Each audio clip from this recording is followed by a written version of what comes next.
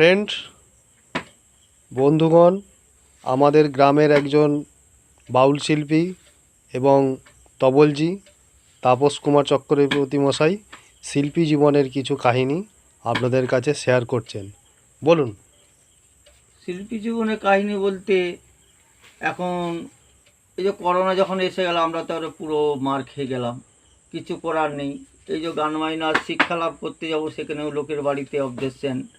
অতএব আমাদের খুব সমস্যার মধ্যে প্রোগ্রাম এখন যেসব নানা রকম দেশ বিদেশে সব হচ্ছিল, সেইগুলো এখন কিছু কেমন কম হচ্ছে। যার জন্য আমরাও ইউটিউব ফিউটিউব ইত্যাদি নানা রকম খুলেছি, রামকৃষ্ণ সারদা বাউল সম্প্রদায়। কিন্তু শো এখন কম, এখন হয়ে গেছে, এখন মানুষের হচ্ছে রুচিবোধ হচ্ছে অন্যরকম। এখন ওই ড্যান্স হাঙ্গামাতে মানুষ বেশি মেতে গেছে।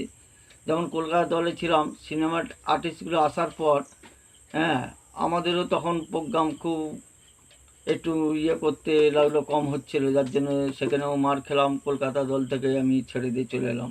ভৈরববাবু দলে ছিলাম আমি, হচ্ছে ভৈরব অপেরা, যুগান্তর, আনন্দবাজার, এই মানে আচ্ছা আচ্ছা, মানে আমি একটা বলি, তাহলে তাপসবাবু আপনি কি মানে যাত্রার দলে বাজিয়েছিলেন নাকি? হ্যাঁ, কলকাতা দলে ছিলাম, আচ্ছা ভৈরববাবুর দলে। আচ্ছা হ্যাঁ, আমার লাস্ট বই হচ্ছে সাদা কাগজের বউ। আচ্ছা আচ্ছা, মানে আমি তবলজি ছিলাম। হ্যাঁ, আচ্ছা, সেটা কোন যাত্রার দল? এটা ভৈরব অপেরা। আচ্ছা আচ্ছা ভৈরববাবু আচ্ছা নিজে ভৈরব অপেরা, আনন্দ, যুগান্তর, হুম। তিনখানা দল ওনার। তো ওনার জীবনের দুঃখের কিছু কথা শেয়ার করছে আপনাদের কাছে, আপনারা একটু এখন যা মনোযোগ দিয়ে শুনবেন। পরিস্থিতি, লোকের ঘরে ঘরে হ্যাঁ, গান বাজনার দুটাই শেখাতে যাচ্ছি। কোথাও 500 টাকা মাসে, কোথাও 400 টাকা, কোথাও হয়তো 1000, কোথাও আবার হয়তো 800 আছে। এইভাবে কোনো রকম চলছে। প্রোগ্রাম এখন খুবই কম। এই সামনে দুর্গা পূজা আসছে, দেখা যাক কত কী হয়। কারণ আমাদের তো জমি বলতে ওই গানটাই হচ্ছে রুজি রোজগারির জমি।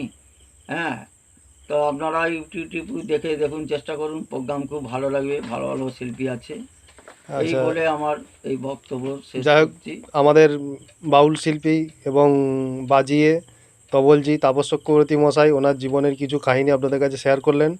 ওনার একটি বাউল দল আছে, বাউল দলটার নামটা কি একটু বলে দিন? রামকৃষ্ণ সারদা বাউল সম্প্রদায়। আচ্ছা, আপনাদের যদি কারোর প্রয়োজন হয় যোগাযোগ করতে পারেন। ফোন নাম্বারটা একটু মুখে বলে দিন। 97 35 320 416।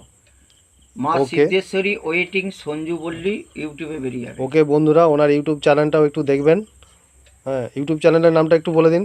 মা সিদ্ধেশ্বরী ওয়েটিং সঞ্জু। ওকে বন্ধুরা, সবাই ওনাকে একটু সহযোগিতা করবেন।